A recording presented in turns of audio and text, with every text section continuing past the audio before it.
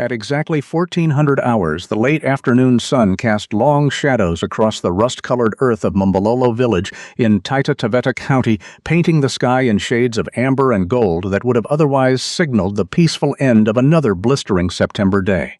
The dry season had baked the soil into a hard ceramic crust, leaving the surrounding bush brittle and silent beneath the heavy equatorial heat. But on this particular afternoon, the tranquil scene was about to transform into a medical emergency of an unforeseen and immense scale. From the shimmering heat haze at the edge of the settlement emerged a silhouette that did not belong within the boundaries of human habitation. It was a 25-year-old wild African elephant, a massive form swaying with an irregular lumbering gait that immediately indicated profound physiological distress. This was Mala the matriarch, a creature who had spent over 2 decades navigating the vast expanses of Tsavo West National Park, leading her herd with the remarkable architecture of an elephant's brain that mapped every waterhole and ancient migratory corridor. Yet she had left the safety of her family driven by a primal terror and a biological imperative that superseded her instinct to avoid humans. She was deep into the 22nd month of gestation, carrying a calf that should have been delivered hours, perhaps days ago. In the harsh calculus of elephant survival, a delayed parturition almost invariably results in maternal sepsis exhaustion and the death of both mother and calf. Mala was operating on the absolute margins of her metabolic reserves. The massive creature moved with a chilling silence, her padded feet absorbing the impact against the cracked earth, leaving behind a trail of disturbed dust that hovered in the still air long after she had passed. Her temporal glands were weeping dark streaks of fluid down the sides of her face, a clear biochemical marker of surging cortisol levels and acute systemic stress. She did not charge, she did not forage, she merely walked with the heavy, methodical desperation of a creature seeking any alteration in her environment that might ease the agonizing pressure within her abdomen. Every few steps she would pause, curling the tip of her trunk inward, letting out a low infrasonic rumble that vibrated through the parched ground. A sound pitched too low for human ears, but one that carried the universal language of loss and loneliness across the savannah. She was a living monument of pain, moving inexorably toward the village center, seeking an end to the biological nightmare unfolding within her immense body. The villagers of Mombololo did not flee in panic at the sight of the 5-ton creature entering their dusty red square. Instead, they recognized the anomaly for what it was, and responded with a collective reverent stillness. Kiprono Langat, the respected elder of the community, stood near the edge of the square, watching the matriarch's agonizing progression with a heavy heart. He possessed a deep generational understanding of elephant behavior, recognizing that a wild elephant willingly approaching a human settlement was an act of profound vulnerability born of ultimate desperation. Mala dragged her hind legs, her immense weight shifting unevenly as violent, unproductive uterine contractions ripped through her massive frame, visible as deep, undulating spasms across her flanks. She directed her path toward the Mombololo Community Clinic, drawn perhaps by the shade of the overhanging roof or the visual break in the dusty landscape. There, outside the clinic doors, lay a smooth, cool slab of concrete known as the concrete clinic apron. Reaching the edge of this man-made surface, Mala finally surrendered to the sheer physical exhaustion that had been compounding in her muscles and cardiovascular system as lactic acid flooded her tissues. The descent was a harrowing sequence of biomechanical failure. Her front knees buckled first, striking the concrete with a heavy thud that sent a localized tremor through the ground, followed by her hind legs giving way completely. She rolled onto her side, her massive gray bulk stretching out across the concrete clinic apron as a thick cloud of red dust plumed into the stagnant air and slowly settled over her deeply wrinkled skin. The radiant heat of the concrete clinic apron baked upward against her massive flank, creating a localized microclimate where the ambient temperature soared and compounded her metabolic strain. Kiprono silently observed the agonizing mechanics of her heavy respiration, noting how the massive intercostal muscles shuddered and strained against the sheer gravitational weight of her own collapsing frame. Every inhalation required a monumental expenditure of cellular energy, pulling the stagnant, dust-choked air deep into her enormous lungs, while her exhalations pushed out a wave of sour ketone-laced breath that indicated severe metabolic distress. He watched the deep crevices of her skin, recognizing the stark loss of elasticity that signaled acute cellular dehydration.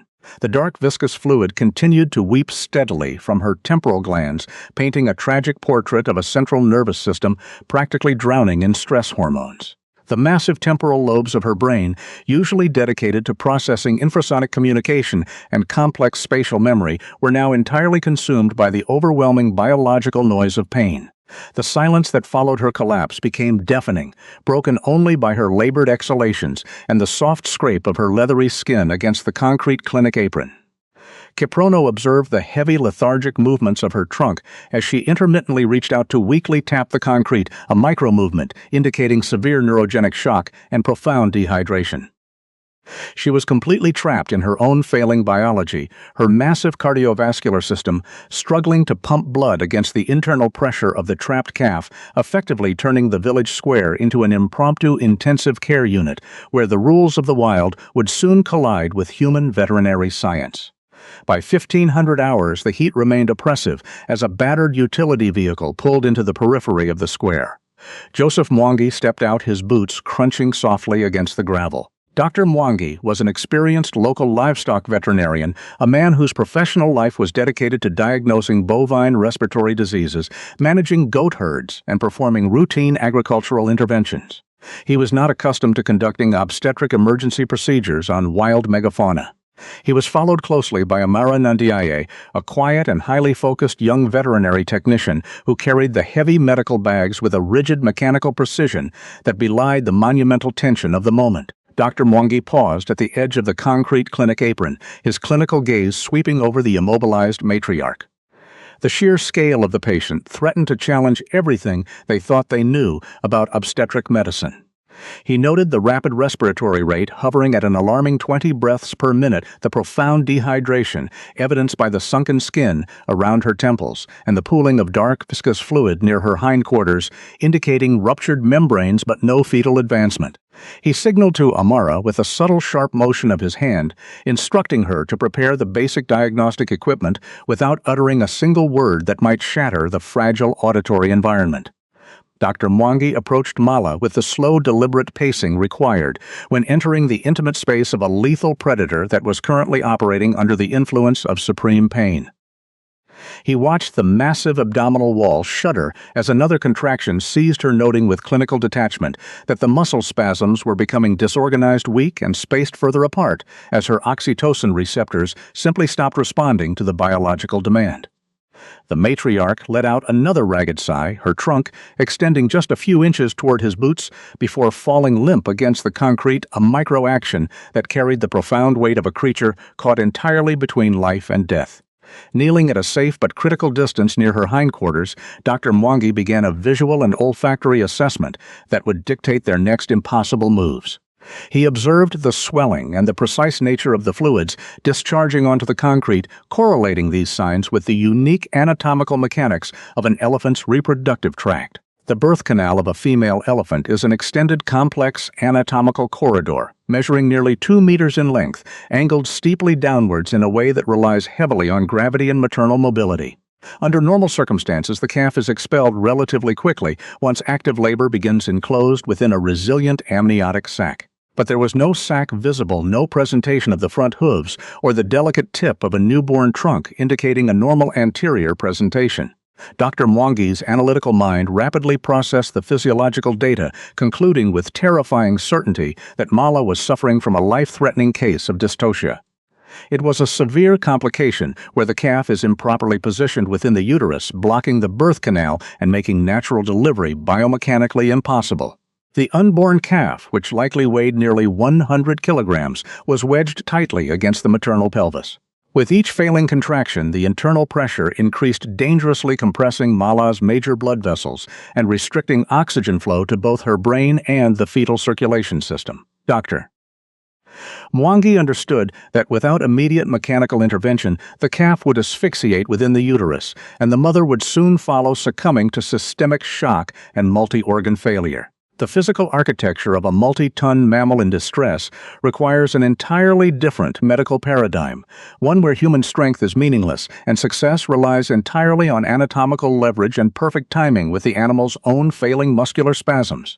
He backed away slowly, his face an unreadable mask of clinical calculation, though internally he was grappling with the monumental weight of a protocol that required him to touch and manipulate a wild, conscious apex herbivore. He locked eyes with Amara, communicating through a silent nod the grim reality of their diagnostic findings and the necessity of preparing the heavy veterinary obstetric lubricant and the sterilized hemp casting ropes they typically reserved for difficult cattle births. They were not just fighting a medical abnormality, they were fighting the massive, crushing forces of gravity, time, and exhaustion. Dr. Mwangi knew that attempting to reposition a fetus inside a wild 5-ton elephant was a procedure fraught with catastrophic risk, where one sudden involuntary surge of pain-induced panic could prove instantly fatal to the medical team. Yet, observing the matriarch's closed eyes and feeling the slow, desperate rhythm of her breath, displacing the hot air around his ankles, he recognized a profound vulnerability that demanded intervention. By 1600 hours, Kiprono Langat understood the delicate neurobiology of a wild megaherbivore in a state of extreme vulnerability. He stepped backward from the immediate perimeter of the concrete clinic apron, his movements intentionally slow and deliberate so as not to trigger any sudden visual startle responses in Mala the matriarch.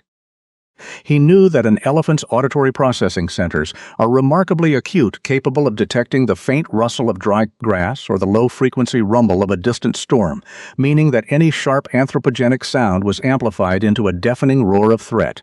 In the harsh calculus of elephant survival, a surge of cortisol triggered by a barking dog or a revving engine could instantly override the oxytocin required for uterine contractions, effectively shutting down the labor process and sealing the fate of both mother and calf. Kiprono did not need to shout to organize the residents of Mbalolo village. A series of subtle hand gestures, a quiet nod to the elders, a prolonged making of eye contact was all it took to construct an invisible bridge of human cooperation. Within minutes, the idling engines of motorcycles were extinguished, and the heavy wooden pestles used for pounding maize were laid gently on the dust. Young mothers hushed their infants, pressing them against their chests, while the village youths quickly and silently herded the domestic dogs behind the corrugated iron walls of the nearest compounds.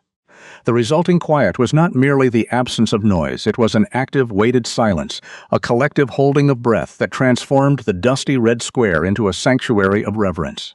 Mala lay panting on the concrete clinic apron, her massive gray flank rising and falling with agonizing slowness, her temporal glands weeping dark streaks of fluid down her cheeks in the universal language of loss and loneliness.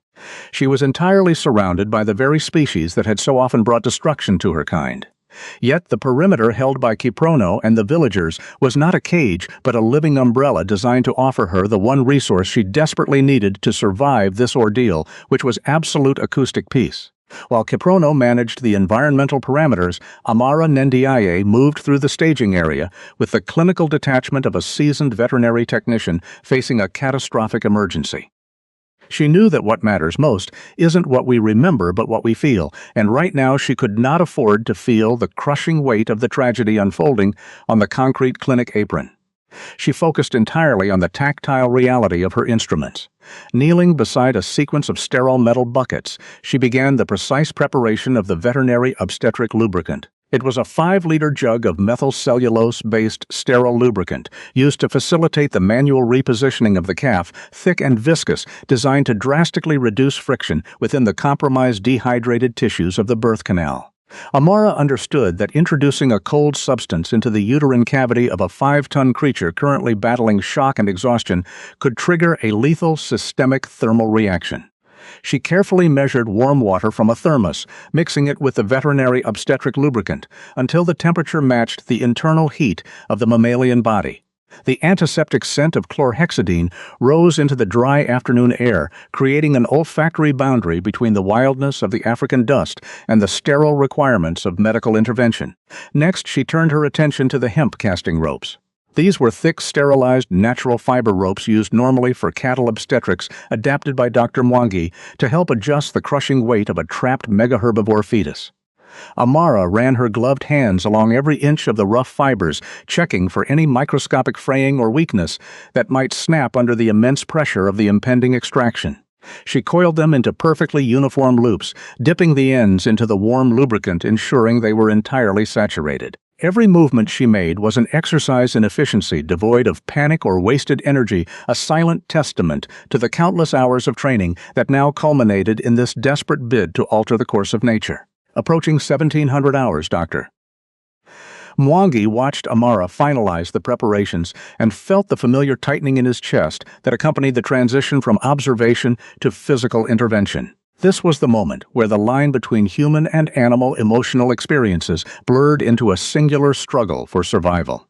He removed his khaki uniform shirt, folding it carefully and placing it on a nearby crate, leaving his arms and torso bare to minimize the introduction of external pathogens and to allow for maximum tactile sensitivity.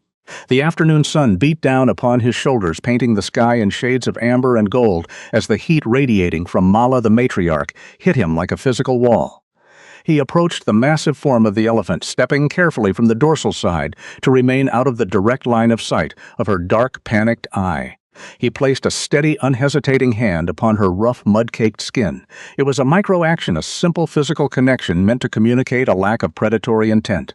He could feel the rapid, shallow vibration of her heartbeat transmitting through the thick dermis, a frantic rhythm that told a story of profound exhaustion and failing physiological reserves. Mala shifted her weight slightly, her trunk curling weakly against the concrete clinic apron, blowing a small cloud of red dust into the air, but she did not attempt to rise or strike out. Her acceptance of his touch was not necessarily a sign of trust, but rather a stark indicator of her absolute depletion. Dr. Mwangi knelt behind the animal, his mind rapidly calculating the horrific geometry of the dystocia. He knew the calf was wedged in an abnormal presentation, likely with its forelegs folded backward, acting as an anatomical anchor against the mother's pelvis. Correcting this meant inserting his own arm deep into the contracting uterus, a space where the pressure generated by the muscular spasms could easily crush human bone or sever blood flow. He took a long, slow breath, inhaling the metallic scent of blood, the sharp tang of the veterinary obstetric lubricant, and the deep, earthy musk of the wild elephant. He began the procedure by taking a massive handful of the warmed veterinary obstetric lubricant from Amara, who stood silently at his shoulder, anticipating his every need without requiring a single spoken command. He coated his right arm from the fingertips to the shoulder, the viscous gel shimmering in the fading light. Fighting every instinct of self-preservation, Dr. Mwangi waited for the agonizing peak of Mala's current contraction to subside, monitoring the shuddering of her flank until he sensed the microscopic relaxation of the uterine wall. In that fleeting window of anatomical opportunity, he drove his arm forward, entering the dark, suffocating heat of the birth canal. The sensation was immediate and overwhelming, a crushing wet pressure that seized his forearm like a vice as the reproductive tract reacted to the foreign intrusion. He closed his eyes, completely removing visual input to dedicate all his cognitive processing power to the tactile feedback flowing from his fingertips. He navigated blindly through the flooded darkness, mapping the internal landscape of the catastrophe, pushing past the folds of swollen tissue until his fingers brushed against the coarse bristles of the calf's forehead. The fetus was massive, its head wedged tightly against the pelvic brim, but it was the forelegs that confirmed his darkest clinical suspicions. They were indeed bent backward, the carpal joints locked in a rigid angle that made forward movement impossible. Dr. Mwangi's muscles burned with the buildup of lactic acid as he strained against the immense weight, trying to locate the precise anatomical leverage point. He signaled to Amara with a sharp nod of his head, and she immediately placed the prepared loop of the hemp casting ropes into his waiting left hand. Now came the most perilous phase of the operation, threading the rough fiber line blindly around the trapped limbs, while navigating the crushing waves of involuntary muscular spasms that threatened to trap his arm forever inside the massive creature. He knew he only had a matter of minutes before the sheer physical trauma of the intervention would push Mala into irreversible neurogenic shock, challenging everything they thought they knew about resilience and the limits of biological endurance.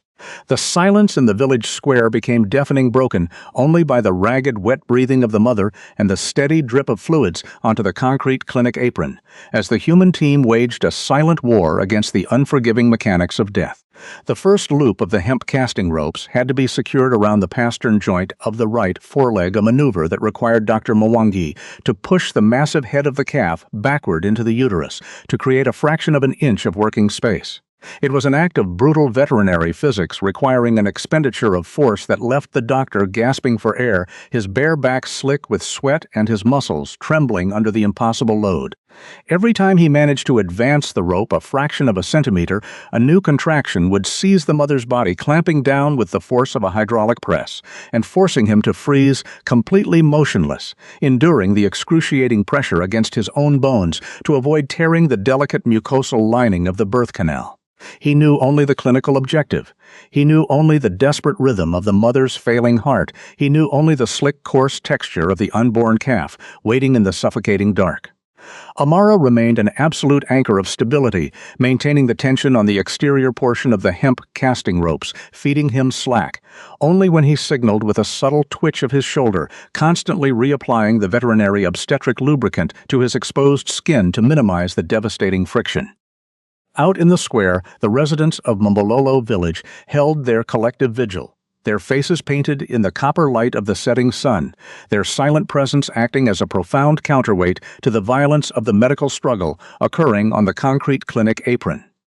Kiprono stood at the absolute edge of the perimeter, his eyes fixed not on the gruesome mechanics of the extraction, but on the temporal glands of Mala the matriarch, watching for the subtle shifts in secretion that would indicate a transition from exhaustion to terminal collapse. The line between human and animal emotional experiences dissolved entirely in this crucible of shared suffering, where the survival of a single wild creature became the focal point of an entire community's quiet devotion. Dr. Mwangi finally felt the rough fibers of the rope slide over the carpal joint and lock securely around the hoof, his fingers cramping violently as he pulled the knot tight and signaled Amara to prepare the second line. The sun dipped lower, casting long shadows across the rust-colored earth, a living reminder that sometimes the most profound healing requires walking directly into the center of the trauma and refusing to let go. By 1800 hours, the heat radiating from the massive form of the matriarch was a suffocating physical presence as Dr. Mwangi pushed his aching shoulder deeper against the unyielding muscle of the birth canal.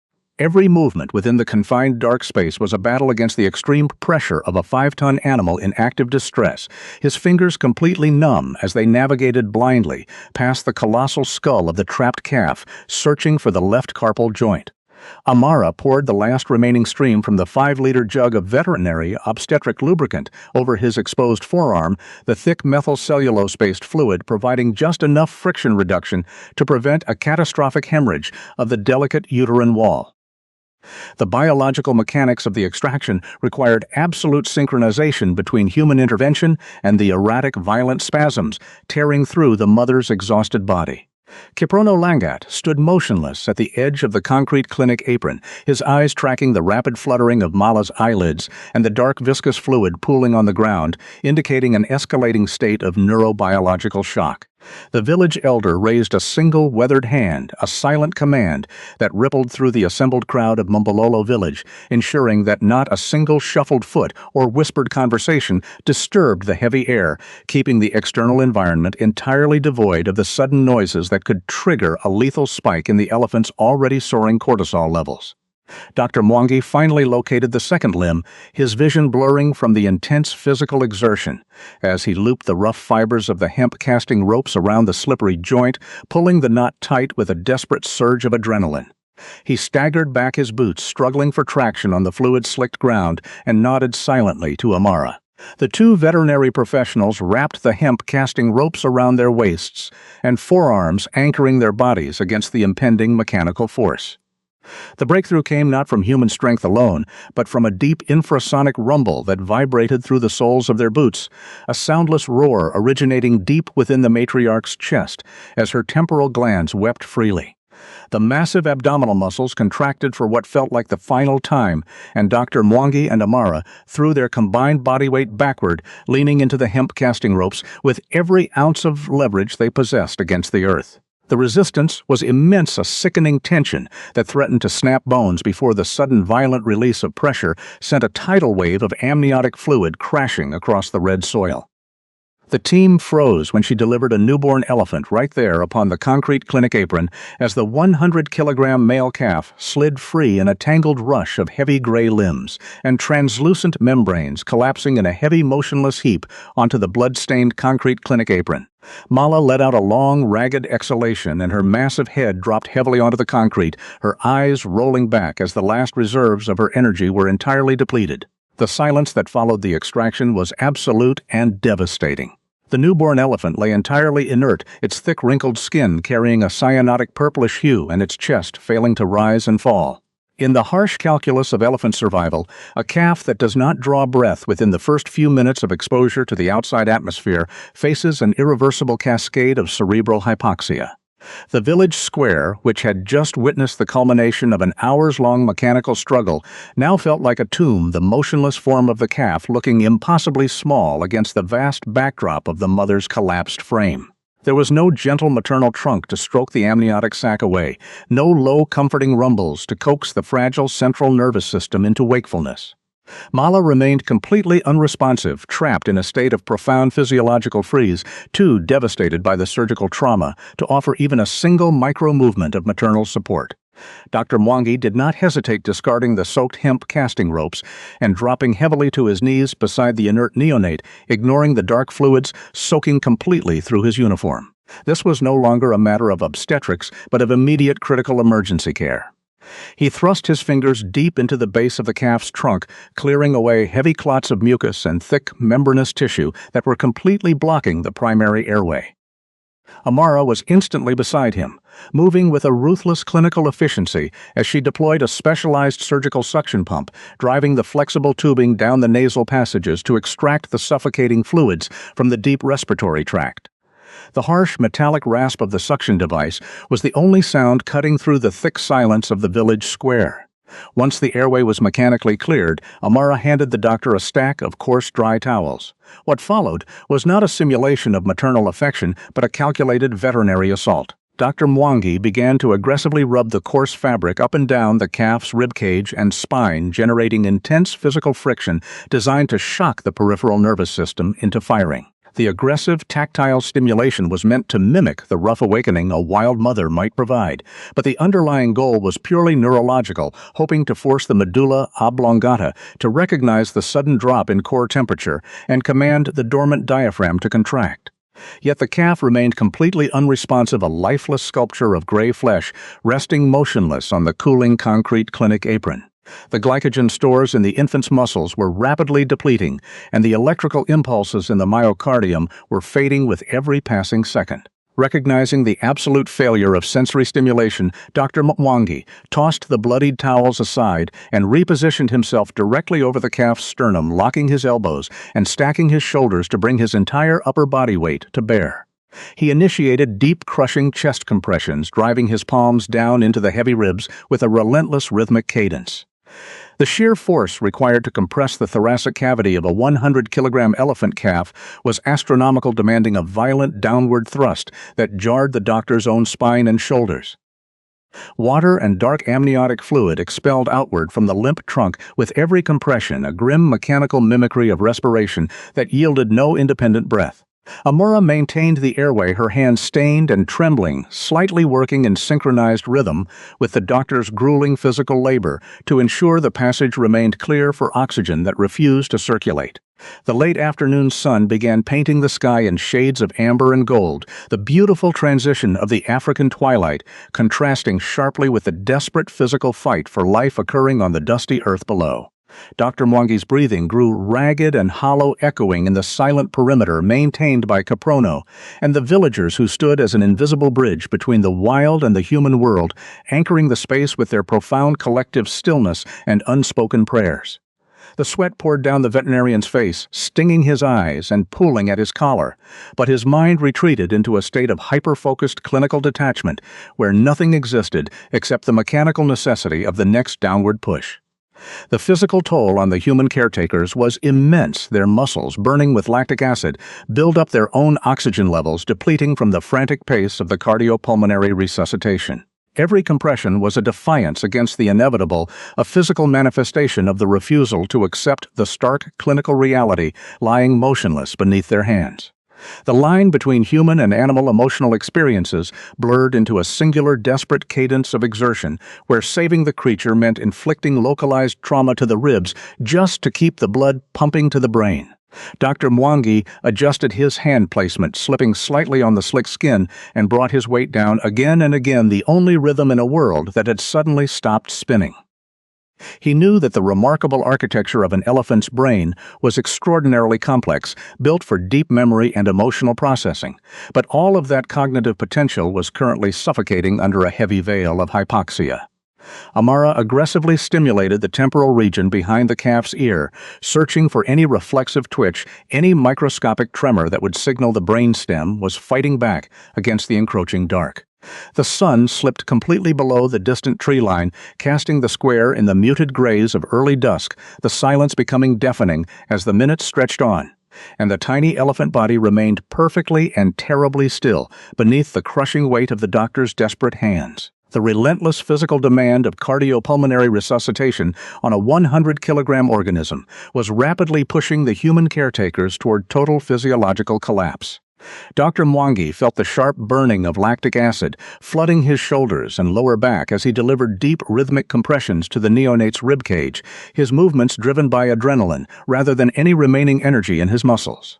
Beside him, Amara worked with an unnerving mechanical precision, her knees scraped and bruised against the unforgiving surface of the concrete clinic apron where the drama was unfolding. She utilized a manual suction bulb to violently clear the thick mucus and remnants of amniotic fluid from the calf's narrow nasal passages and pharynx, tossing the fluid onto the red dust and immediately returning to her vital task. The ambient temperature was rapidly dropping as the September dusk settled heavily over Mombololo village, the fading amber light painting the scene in long copper shadows that stretched toward the distant tree line. The boundary between clinical intervention and desperate futility was blurring into a gray exhaustion. Every downward thrust of the veterinarian's hands was a battle against the overwhelming inertia of death, a physical refusal to accept the permanent silence of the massive creature lying just meters away. Dr. Mwangi maintained the grueling pace, knowing perfectly well that the window for neurological viability was closing with every passing second of hypoxia, and that the remarkable architecture of an elephant's brain could not withstand this oxygen deprivation much longer. The 5-liter jug of veterinary obstetric lubricant that had facilitated the difficult extraction was now knocked over on its side, its contents mixing with red dust and sweat to coat his forearms in a slick film that made his grip precarious, but he did not pause for even a fraction of a second. The villagers forming the protective perimeter under Kiprono's silent direction stood as motionless as the ancient baobabs flanking the community square. They understood the harsh calculus of elephant survival, knowing implicitly that the matriarch's failing heart and soaring cortisol levels were intrinsically linked to the lifeless form of her infant, currently pinned beneath the doctor's hands.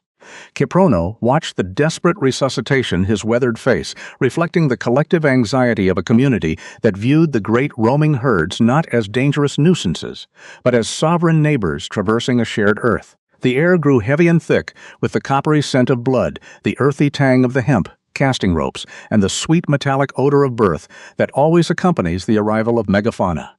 Dr. Mwangi's breathing grew ragged, his chest heaving as he threw his entire upper body weight into another cycle of compressions, pushing the sternum down, allowing the recoil, forcing the sluggish blood through the tiny, stagnant ventricles, hoping against all biological probability to jumpstart the stalled electrical pathways of the myocardium before brain death became irreversible.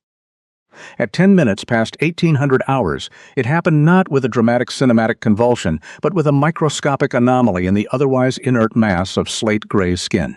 Amara, who had her fingers pressed deep against the mucosal lining of the trunk, searching for a pulse, felt it first, a faint flutter.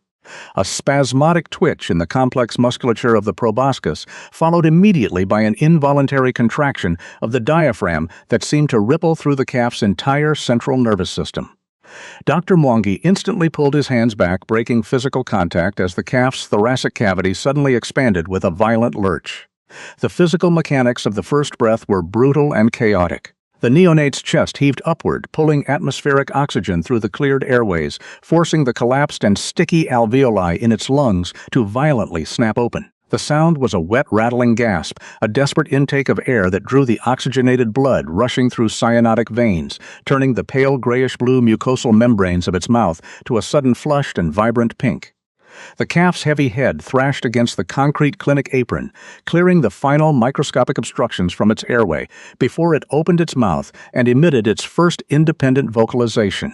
It was a thin, high-pitched squeal, a primal and unpolished sound that cut directly through the heavy dusk and shattered the agonizing silence of the village square. That single sound, pitched precisely to the evolutionary frequency of maternal desperation, served as a biological trigger infinitely more powerful than any pharmacological intervention they could have administered. The acoustic wave traveled through the cooling evening air, striking the temporal glands and highly receptive auditory canals of the exhausted matriarch. The physiological shift in Mala was instantaneous and profound, challenging everything they thought they knew about the physical limits of a dying animal.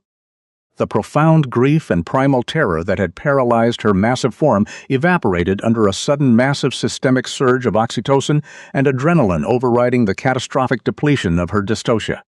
Caprono raised a single hand, signaling the villagers to brace themselves as a deep low-frequency vibration began to rumble through the very earth beneath their feet. It was an infrasonic vocalization felt vibrating in the chest cavities of the humans, rather than heard with their ears, a deep structural resonance that signaled the ferocious awakening of a matriarch.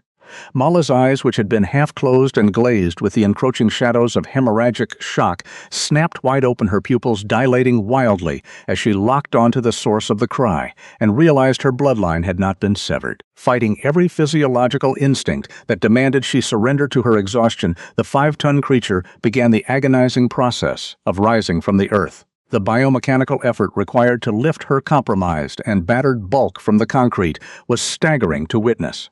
Her front knees locked her massive shoulder muscles, quivering violently under the immense strain of gravity and systemic fatigue. Dr. Mwangi and Amara instinctively scrambled backward, dragging the slick hemp-casting ropes and their medical supply bags, with them giving the wild animal the absolute space she required to reclaim her agency. They watched in breathless reverence as Mala shifted her center of gravity, throwing her weight forward with a grunt of exertion, until all 4 pillar-like legs were planted firmly on the red dust of Mombololo. She swayed momentarily, her massive head hanging low, her trunk sweeping meticulously across the ground, until she located the tiny, fragile frame of her calf, still struggling to process the flood of sensory information in its new world. This was the quiet transition where human medicine reached its absolute limit and sovereign instinct took ultimate command. Mala did not rush the reunion. Her movements were agonizingly slow and deliberate, governed by a cognitive processing that prioritized tactile reassurance above all else. The tip of her trunk, a highly sensitive organ possessing tens of thousands of nerve endings, hovered over the trembling calf, mapping its anatomical contours, inhaling the scent of the amniotic fluid, the dust, and the faint lingering smell of human sweat that marked its rescuers. The olfactory imprinting occurring in this silent communion was a critical neurological bridge between mother and child, securing a bond that would dictate the calf's survival in the unforgiving bush. She gently stroked the newborn's forehead, her trunk wrapping lightly and reassuringly around its torso, encouraging it to rise up from the cold concrete clinic apron. The calf, still weak and deeply disoriented from the severe anoxia it had endured, flailed its stumpy, uncoordinated legs against the ground, scraping its knees as it attempted to find its own center of gravity and fulfill its genetic imperative to stand. Dr. Mwangi knelt in the dust several meters away, his arms resting heavily on his knees, his chest still heaving from the cardiovascular exertion of the CPR. He wiped a thick mixture of sweat and veterinary obstetric lubricant from his brow, watching the culmination of their frantic hours of labor.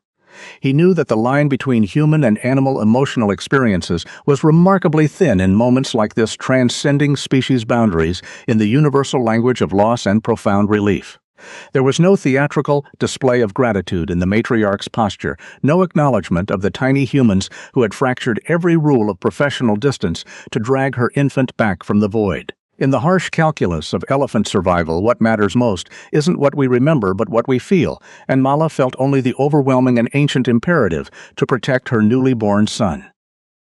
It took nearly 20 minutes of agonizing struggle and gentle maternal nudging before the calf finally locked its joints and stood swaying erratically beneath the protective living umbrella of its mother's underbelly, a tiny shadow, shielded by a mountain of flesh and devotion. By now the darkness had fully descended over Taita Taveta County, painting the vast Tsavo sky in deep shades of indigo and charcoal pierced only by the sharp light of emerging stars. The ambient temperature continued its steep drop, replacing the searing heat of the day, with a cooling night breeze that carried the distinct scents of the dry September vegetation, the brittle grasses, and the ancient dust of the savanna. The villagers maintained their absolute and respectful silence, a collective holding of breath, as Mala slowly turned her massive form, orienting herself toward the invisible boundary of Tsavo West National Park, where her herd was undoubtedly waiting. She took a step, her footfalls completely silent, despite her immense weight, the calf stumbling clumsily in her shadow, tethered to her side by an invisible bond of instinct and smell. They did not look back to the clinic or the people.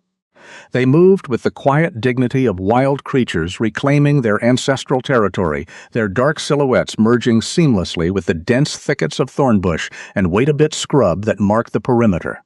The villagers, standing shoulder to shoulder in the gloom, watched intently as the matriarch paused briefly at the edge of the human settlement, lifting her trunk one final time to pull the cool evening air into her lungs, tasting the moisture of a distant waterhole before stepping over the invisible geographical line that separated the domestic from the wild. The dry acacia branches rustled softly, parting like a living curtain to accept the returning mother and child, slowly dissolving into the thick brush at the edge of the village limits until the vast and indifferent night swallowed them whole. Doctor. Mwangi slowly gathered the blood-soaked hemp casting ropes and the empty jug of veterinary obstetric lubricant, packing them into the utility vehicle with mechanical movements that masked a profound internal shift. Kiprono Langat approached the concrete clinic apron, looking at the dark stain of amniotic fluid drying on the surface before offering a silent nod to the medical team, acknowledging that the natural order had been restored. The core conflict of survival was definitively resolved, leaving no lingering threats in the African night, only the triumphant reality that Mala the matriarch and her calf were safely navigating back to their herd. The legacy of that late afternoon rescue would remain permanently etched into the red dust of Mombololo village, a testament to a transient but magnificent bridge between two worlds forged in absolute silence and relinquished in total peace.